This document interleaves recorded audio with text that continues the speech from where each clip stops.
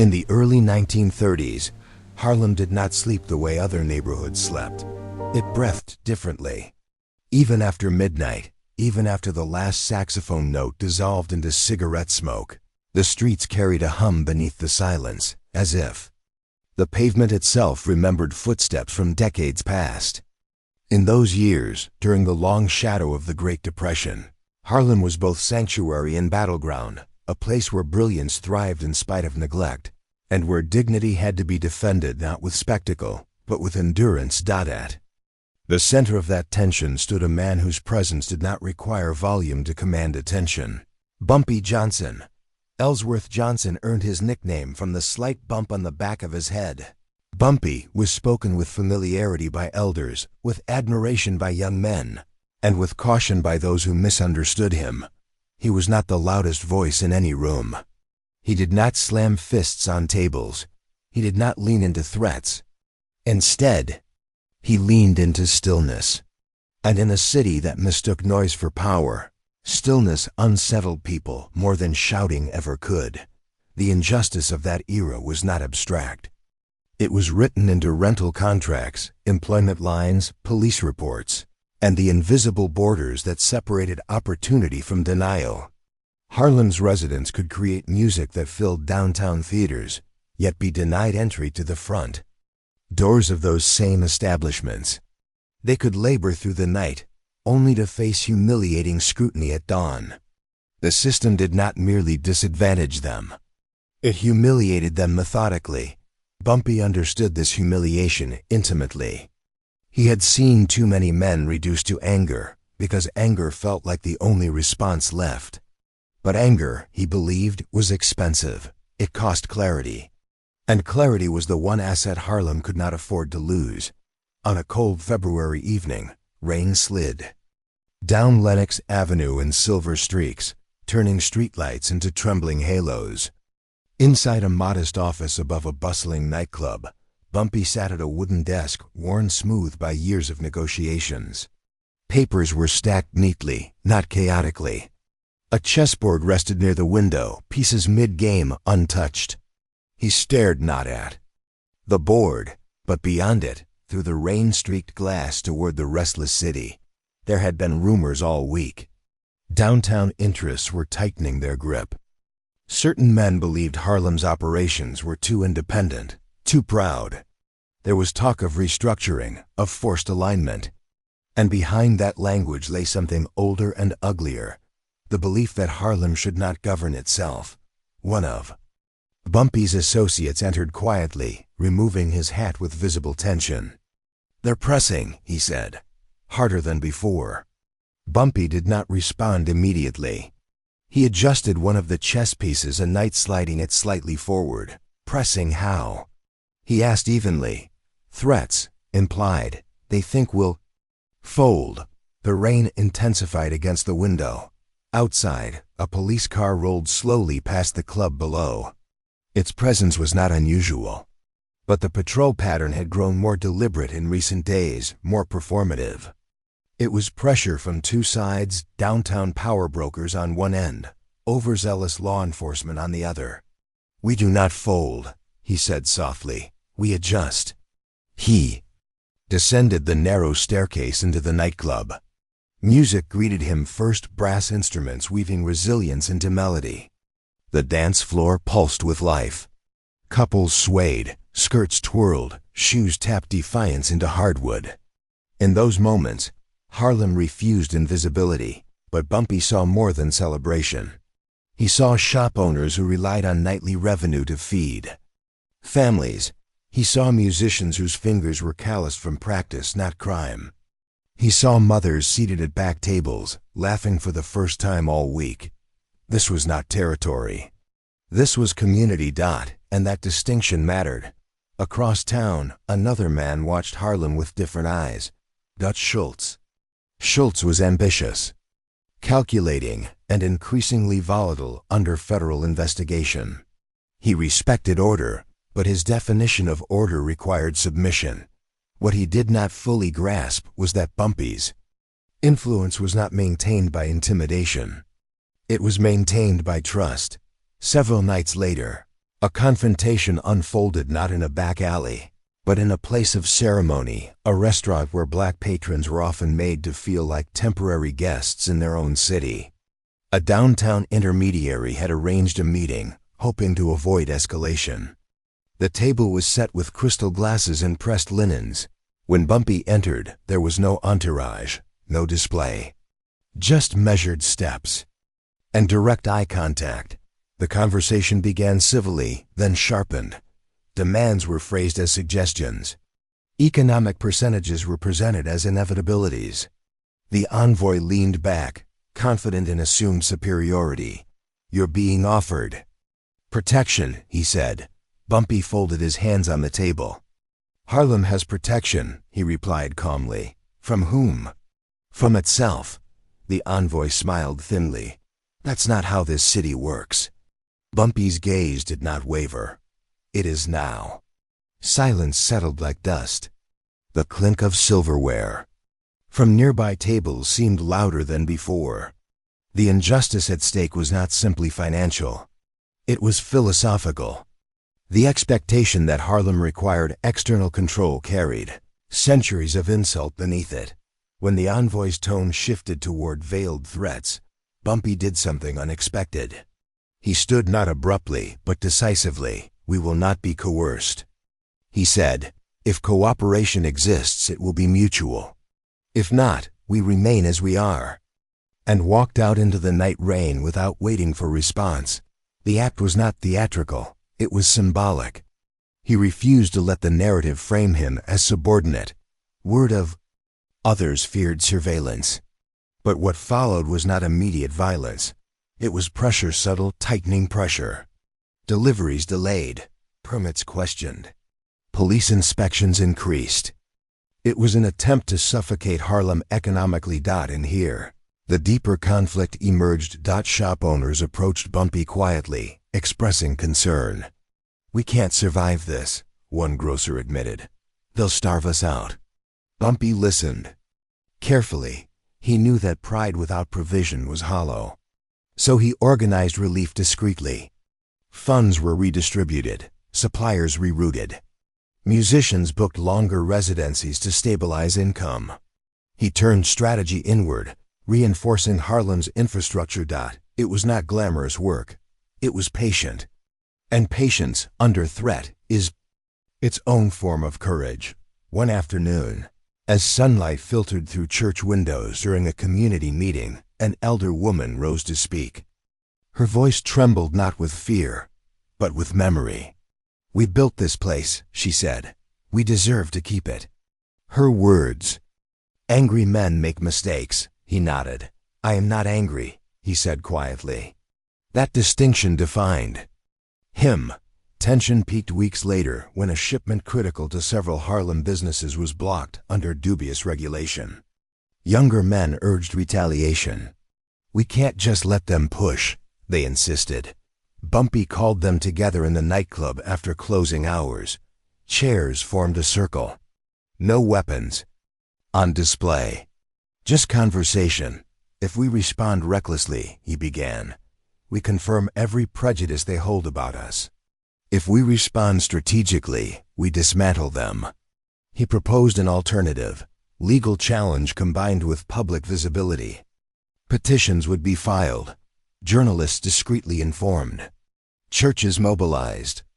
The issue reframed not as gang conflict, but as discriminatory enforcement harming families. It was a risk. Exposure invited scrutiny, but silence invited suffocation. The Kunlun plan unfolded gradually. A respected attorney agreed to review the shipment block. Community leaders penned letters. A small article appeared in a local paper, questioning the pattern of inspections. Uptown versus downtown. Pressure shifted. Schultz's camp had anticipated fists, not filings. They had prepared for chaos, not composure.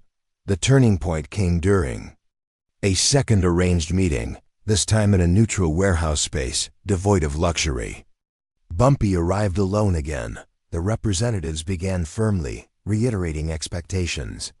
But this time, Bumpy laid out documentation evidence of discriminatory targeting, affidavits from business owners. Publicly, it was not a threat of violence. Federal investigations were already encroaching on Schultz's operations. Additional publicity was the last thing they needed. You'd bring attention to all of us, one warned. Bumpy's expression remained calm. Only to those applying pressure. The implication was clear. Continued harassment would generate headlines neither side desired. Silence stretched out in that silence. Power RECLIBR. Finally, the representatives offered concession. Inspections with ease. Shipments restored. Discussions about equitable financial arrangements could continue without coercion. Bumpy nodded once. Mutual respect, he said. That is all we require. When he stepped back onto Harlem's pavement that evening, the winter air felt sharper but lighter. Word of the eased pressure spread cautiously. Businesses reopened fully. Just continuity restored. Days later, the elder woman from the church approached him again. This time her eyes shone with restrained tears. You kept us steady. That was his final lesson in that chapter. Authority to him was not dominance, but indignity preserved. The rain eventually gave way to spring. Jazz spilled into open windows. Children played stickball beneath brownstone stoops. Harlem endured, not because it avoided conflict, but because it faced it without surrendering its soul. And at the center of it all, Bumpy Johnson remained what he had always been: composed, intelligent, quietly powerful. Is not the one that captures a piece, but the one that protects the king without ever declaring check. Spring did not arrive gently in Harlem that year. It came with tension braided into the wind, with headlines tightening their language, with whispers growing teeth. Concession, in certain circles, was interpreted as humiliation. And humiliation, especially among ambitious men under federal scrutiny, demanded repayment. Bumpy Johnson understood that retaliation rarely announces itself directly. It disguises itself as coincidence, as policy, as unfortunate timing. He sensed it in the pattern of police patrols that resumed without explanation. The rumors that certain downtown figures were quietly recruiting muscle from outside the city. The strategy was clear: destabilize Harlem from multiple angles until resistance fractured from within. Yet what those orchestrating the pressure underestimated was Harlem's memory. The community had survived migration, discrimination, economic collapse. It knew how to endure storms. The Savoy ballroom pulsed with life. Laughter and brass collided in joyful rebellion against uncertainty. Couples twirled beneath glowing lights, shoes sliding across polished wood as if defiance itself could be choreographed. Bumpy stood near the edge of the floor, not as spectator, but as guardian. He watched the doors as much as the dancers. He had been informed earlier that day that a group of 12 men had been dispatched uptown again, different faces this time. Less polished, more overtly aggressive. The message attached to their arrival. It suggested inevitability. Bumpy did not summon an army. He did not barricade the entrance. The 12 entered not quietly, but with theatrical deliberation. Their coats were dark, their eyes scanning, their posture. Music wavered for a fraction of a second before resuming. Stronger, Bumpy moved forward calmly, intercepting them before they could disperse. He greeted them not with hostility, but with composure. Gentlemen, he said evenly, Harlem welcomes visitors who come in peace. We're not here for the music, he replied. I would hope not, Bumpy answered softly.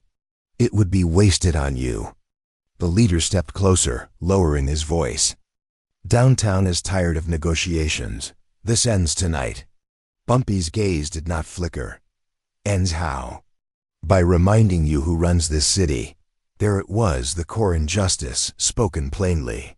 The assumption that power flowed only in one direction. That Harlem's self-governance was an anomaly to be corrected. Bumpy tilted his head slightly. The city, he replied, is larger than any one man's claim. They began spreading through the ballroom, not attacking, but unsettling, bumping shoulders. They wanted fear to bloom visibly. They wanted panic to fracture order. Instead, Bumpy did something unexpected. He raised his hand not to signal retaliation, but to signal the band. The music shifted into a slower, deeper rhythm. Couples adjusted instinctively, drawing closer together, movements more deliberate. The dance floor tightened, leaving less space for intrusion. Patrons reclaimed their tables calmly, deliberately, as if rehearsed. It was reorganizing. The leader's irritation surfaced. "You think this is a joke?" He snapped. "No," Bumpy replied. "I think it's a community." His voice carried further now, steady and resonant. "No one here has harmed you. No one here has disrespected you. If you've come for business, we can discuss it privately. If you've come for spectacle, you will not find it."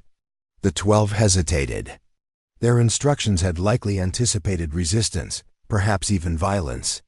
They had prepared for confrontation, not containment through calm. One of them shoved a chair aside, attempting to provoke reaction. A young Harlem man stiffened, ready to respond. Bumpy's eyes caught his instantly. A silent command. "Not yet." The tension tightened like wire. The room balanced on the edge of eruption. Then the leader made a fatal miscalculation. He grabbed a trumpet from the bandstand and tossed it onto the floor, denting its brass curve. The music stopped. Silence fell heavy and electric. The act was not merely disrespect. It was symbolic violence against Harlem's voice. He simply bent down, lifted the trumpet carefully, and handed it back to the musician with quiet reverence. "This instrument," he said, turning back to the leader, "feeds families." His tone did not accuse. It clarified. "You want to test strength?" he continued. "Strength is building something that lasts, not breaking what others depend on." The words landed differently than a threat would have. They reframed the confrontation from dominance to morality. The leader laughed harshly, but there was uncertainty beneath it. "You talk pretty," he said, "but talk won't save you." Bumpy met his gaze steadily. "Talk saves more than you realize." At that moment, the doors opened again. Not with 12 more men, but with uniformed officers. Their arrival had been timed suspiciously, likely coordinated to capitalize on anticipated chaos. They scanned. If violence erupted now, arrests would follow, primarily targeting Harlem residents. The narrative would shift from aggression to criminality. It was a carefully layered strategy. Bumpy turned toward the officers calmly. "Good evening, gentlemen," he said respectfully.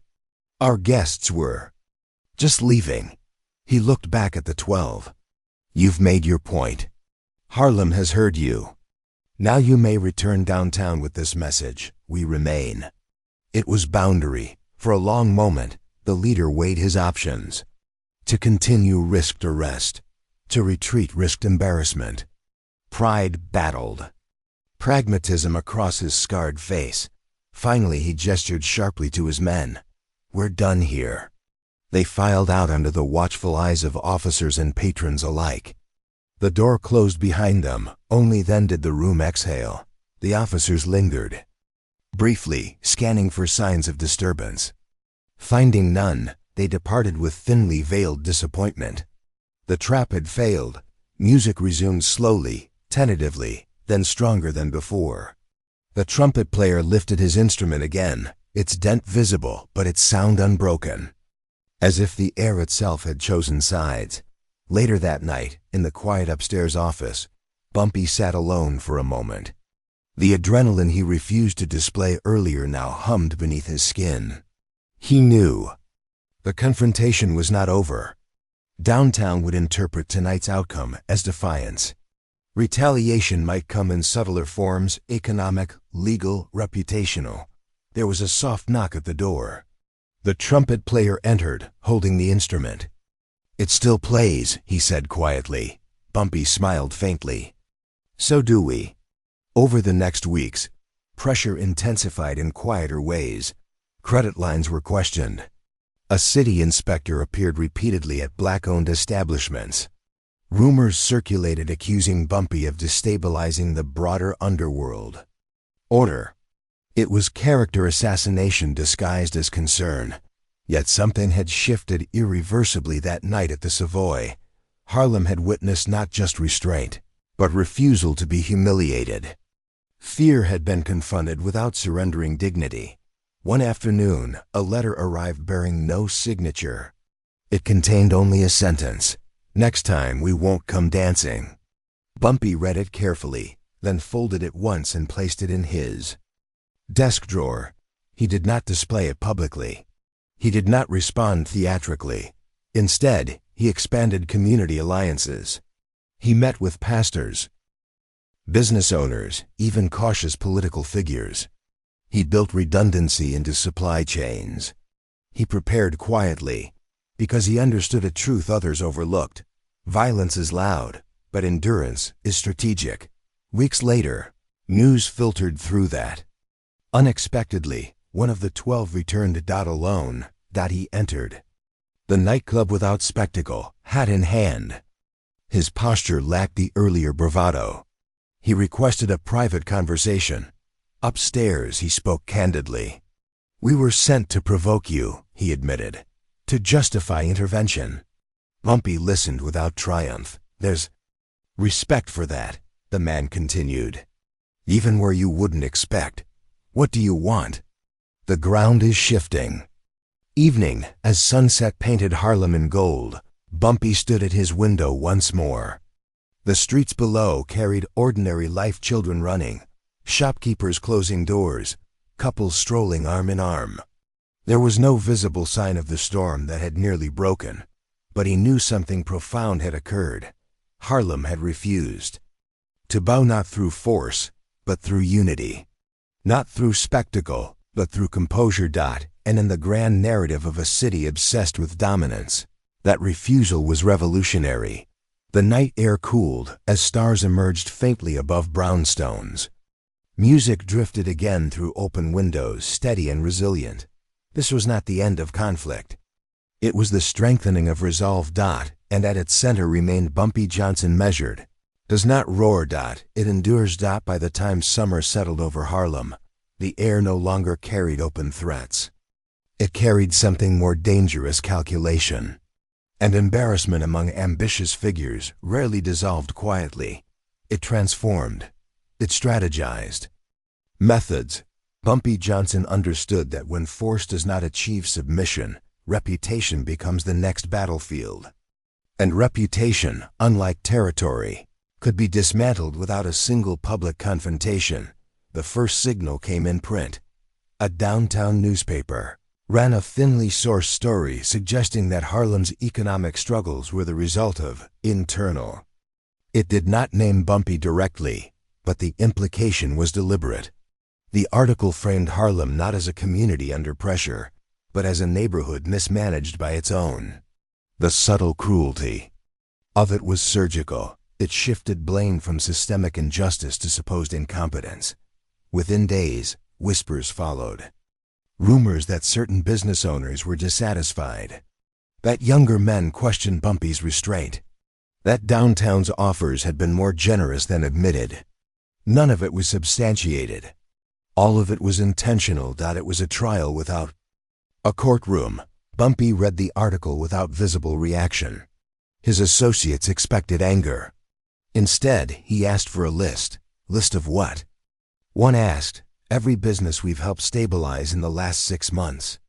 They compiled it carefully: grocers, tailors, musicians, landlords who had been shielded from predatory pressure. The list was long. Bumpy did not release it publicly. He did not counterattack in print. Instead, he began visiting each name on that list in person. He walked through storefront doors, without entourage, without spectacle. He shook hands. He asked quiet questions. "Are you steady? Are you secure? Has anyone approached you?"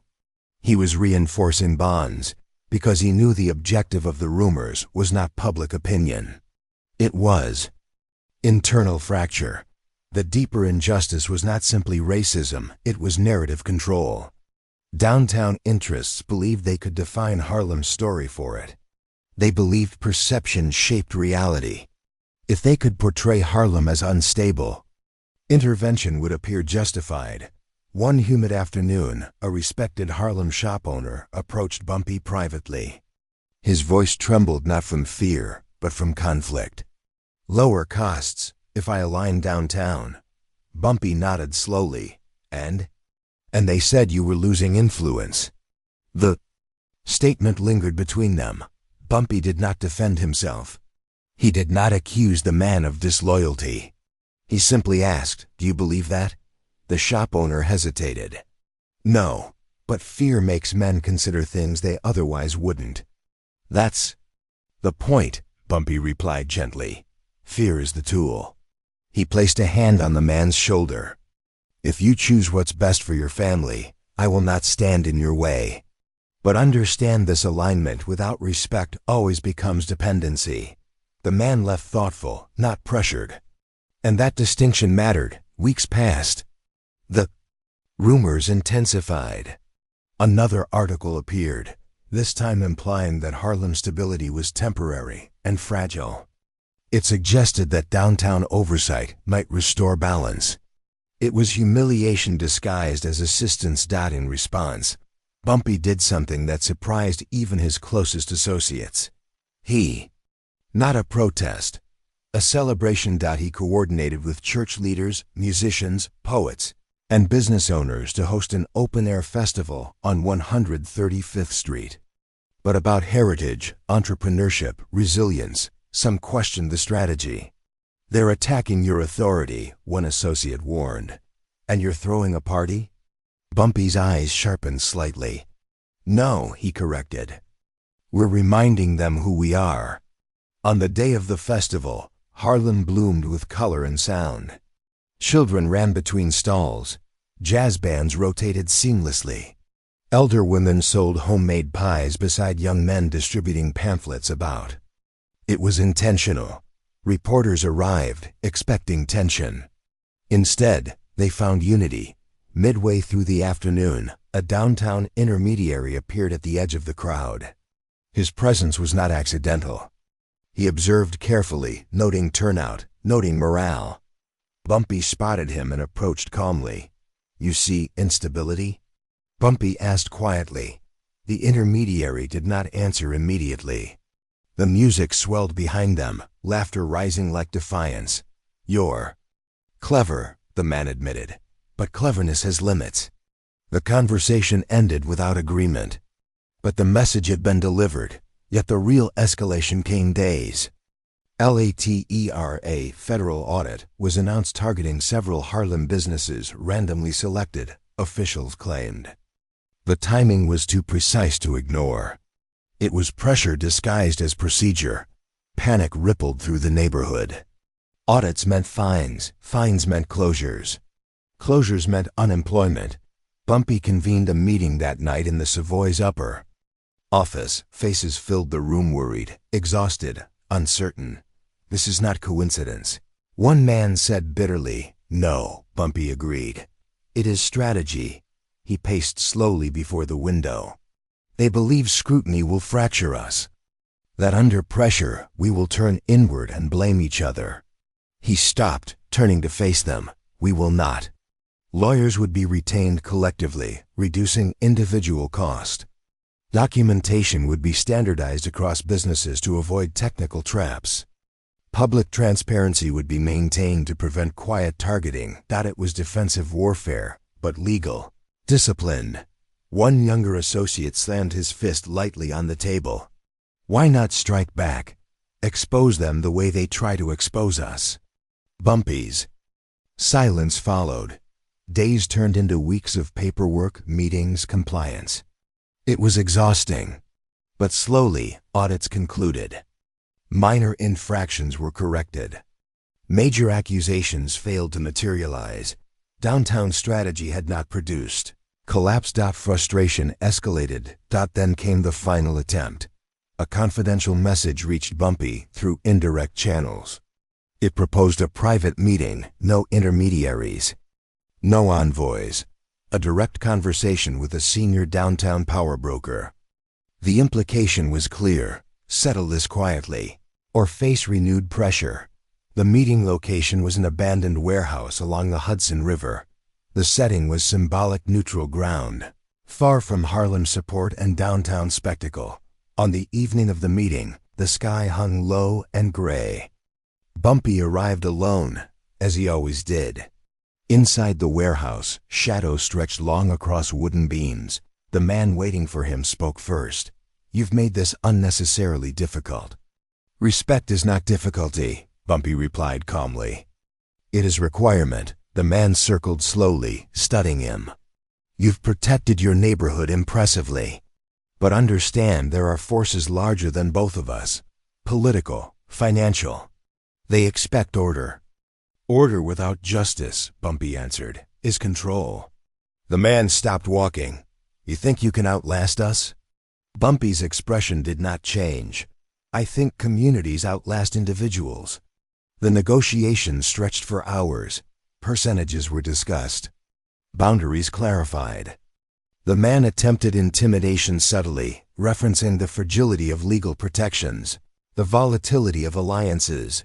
Bumpy listened, absorbing each implication without visible reaction. Finally, the man leaned forward slightly. "If we wanted you removed," he said quietly, "it could be arranged." There it was, the naked suggestion beneath months of pressure. Bumpy did not step back. He did not flinch. He simply responded, "If you remove me unjustly, Harlem does not disappear. It multiplies." The statement carried no bravado, only truth. The man studied him for a long moment. Then, unexpectedly, he laughed softly. "You're either very brave," he said, "or very certain." "Both," Bumpy replied. Silence filled the warehouse. Outside, a foghorn echoed faintly across the river. At last, the man extended a measured offer: reduced interference, formal recognition of Harlem's operational autonomy in exchange for clearly defined boundaries that did not compromise dignity. It was not surrender. It was acknowledgement. Bumpy considered carefully.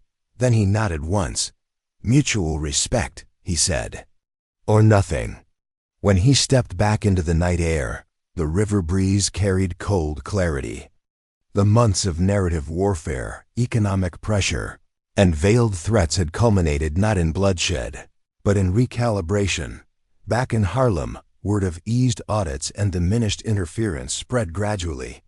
Businesses stabilized. The newspaper stories lost their edge. Rumors faded when not fed. One evening, as the Savoy's dance floor shimmered under golden lights once more, an elder approached Bumpy. "They tried to erase you," she said softly. He shook his head gently.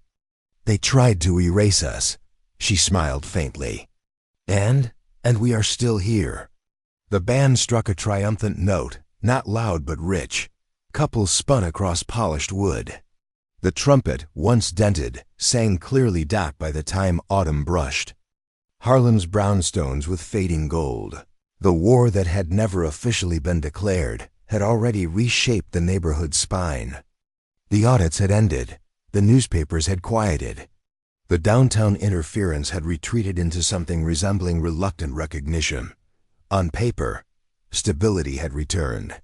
But peace earned under pressure carries a different weight than peace born of ease. Bumpy Johnson felt it in the pauses between conversations, in the way certain doors closed a second slower than before, in the careful glances exchanged when unfamiliar cars rolled through uptown streets. Harlem was no longer reacting. It was watching, and Bumpy, as always, was listening. He had not mistaken concession for surrender. Downtown's recalibration was strategic, not sentimental. Powerful men do not abandon ambition, they redirect it. What they had failed to accomplish through intimidation and narrative warfare, they would attempt through patience. The final confrontation would not arrive with 12 men at a ballroom door. It would arrive in silence. The first sign was subtle. A respected community organizer, one who had publicly praised Harlem's unity during the audit crisis was approached privately with an offer: funding for youth programs, renovation money for local churches, political endorsements that could elevate voices previously ignored. There was only one condition: distance from Bumpy Johnson, not condemnation. Not public opposition, just distance. It was brilliant in its cruelty, because it reframed the struggle. No longer Harlem versus downtown control. Now it was Harlem versus its own pragmatism. The organizer requested a meeting. He arrived at Bumpy's office late one evening, head clutched tightly, eyes heavy with conflict. "They say it's not personal," he explained quietly.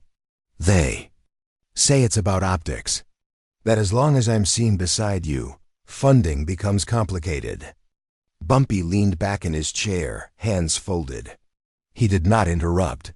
"They're offering real resources," the man continued. "Schools, programs, jobs. And in return?" Bumpy asked calmly. "Silence, separation, the appearance that Harlem's leadership is evolving." There it was. Not removal through violence, removal through isolation. Bumpy rose and walked to the window overlooking Lenox Avenue. Streetlights flickered against cool air. Somewhere below, laughter drifted, faintly from a late-night cafe. "You must do what strengthens the children," Bumpy said at last. The organizer blinked in surprise. "You're not angry?" Bumpy turned, expression steady. "Anger would serve whom?" The man hesitated. "They think without you, Harlem becomes easier to manage." Bumpy's eyes sharpened slightly, but his tone remained level. "Harlem is not me. It never was." The words landed heavily. When the organizer left, there was no dramatic farewell, just understanding. Over the next weeks, similar offers circulated quietly. Business owners were promised favorable supply routes. Ministers were offered media platforms. Young leaders were invited to downtown conferences framed as collaborative futures. The strategy was elegant: elevate alternatives until Bumpy appeared outdated, unnecessary. Associates urged retaliation. "They're trying to erase you without touching you," one said bitterly. Bumpy nodded once. "Yes, so we expose them." "No, then what?" "We endure." It was not passivity, it was discipline. He began withdrawing from certain visible roles intentionally, allowing younger leaders to step forward, encouraging independence, redirecting praise. He attended fewer public gatherings, but continued quiet meetings in private rooms, ensuring stability remained intact beneath shifting optics. Downtown observers interpreted this as weakening influence. They misread it, because influence rooted in fear fades when attention shifts. Influence rooted in respect multiplies when released. One cold November evening, a final message arrived, this time not veiled. A senior downtown representative requested a private audience once more. The location was familiar, the same Hudson warehouse. The air inside felt different now. Less hostile, more cautious. "You've been quieter," the representative observed. "Harlem has been louder," Bumpy replied. The man paced slowly. "Your reduced presence has made negotiations smoother." That was the intent. The representative stopped. "You're willing to step back?" "I am willing to step where necessary." The man studied him carefully. "You could have fought harder, clung to visibility." Bumpy's response was almost gentle. "Clinging is for men who confuse position with purpose." Silence expanded between them. "History will not record these nuances. It will reduce you to headlines." Bumpy allowed a faint smile. "Headlines are written by men afraid of depth." The meeting ended without contract, without handshake. But something profound had shifted. Downtown no longer sought to remove him. They sought to understand him. And understanding often breeds restraint. Weeks later, at dawn, Bumpy stood alone. Inside the Savoy ballroom. The dance floor was empty, chairs stacked, stage dimly lit by thin streaks of morning sun. Dust motes floated lazily through golden beams. It was quiet, the kind of quiet that follows storms. He walked slowly across. The polished wood, footsteps soft. He remembered the night 12 men had tried to provoke chaos. The dented trumpet, the calculated audits, the rumors, the offers of isolation. Each phase had been designed to fracture Harlem's dignity. Each had failed, not because of brute force, but because restraint had outlasted aggression. A janitor entered quietly, nodding respectfully. "Morning, Mr. Johnson." "Morning," Bumpy replied. "You think it's finally over?" Bumpy paused near the stage, looking out over empty space where music once battled intimidation. "No," he said thoughtfully. "Nothing like this is ever over." The janitor frowned slightly. "But it is quieter," Bumpy added. "And quiet can be powerful." As weeks passed into winter, Harlem settled into a new rhythm. Young leaders rose confidently, no longer overshadowed but supported. Businesses operated without sudden inspections. Newspapers shifted attention elsewhere. The attempts to isolate Bumpy had ironically expanded his legacy. By stepping back strategically, he had ensured Harlem's strength was not dependent on his constant presence. One evening, the community organizer who had accepted downtown funding returned unexpectedly. His programs were thriving, children learning, family supported. He approached Bumpy with visible emotion. "They wanted distance," he said, "but they can't distance what you built." Bumpy regarded him calmly. "What we built," he corrected. The man's eyes glistened. "I understand now. You weren't holding Harlem up, you were holding it together." Bumpy's expression softened slightly. Together lasts longer. The final confrontation did not come with sirens or gunfire. It came months later in the form of a public acknowledgement. A downtown publication, once critical, ran a feature highlighting Harlem's economic resilience and cultural leadership. It avoided mentioning earlier tensions. It avoided crediting Bumpy directly, but it recognized autonomy. It was subtle validation. On a crisp winter night, as snow dusted brownstone steps, music once again filled the Savoy. The trumpet, still bearing its faint dent, carried a melody both defiant and tender. Bumpy stood near the edge of the dance floor, as he always had, not at the center, not demanding applause. A young boy approached timidly. "Are you the man they tried to push out?" he asked innocently. Bumpy smiled faintly. "No," he replied. "I'm the man who stayed."